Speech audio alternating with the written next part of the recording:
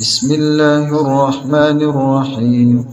ويل للمطففين الذين إذا اكتالوا على الناس يستوفون وإذا كالوهم أو وزنوهم يخسرون. ألا يظن أولئك أنهم مبعوثون ليوم عظيم يوم يقوم الناس لرب العالمين.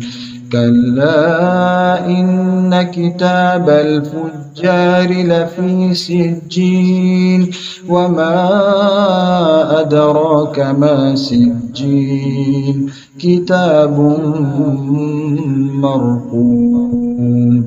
ويل يومئذ للمكذبين الذين يكذبون بيوم الدين وما يكذب به إلا كل معتد أثيم. إذا تتلى عليه آياتنا قال أساطير الأولين.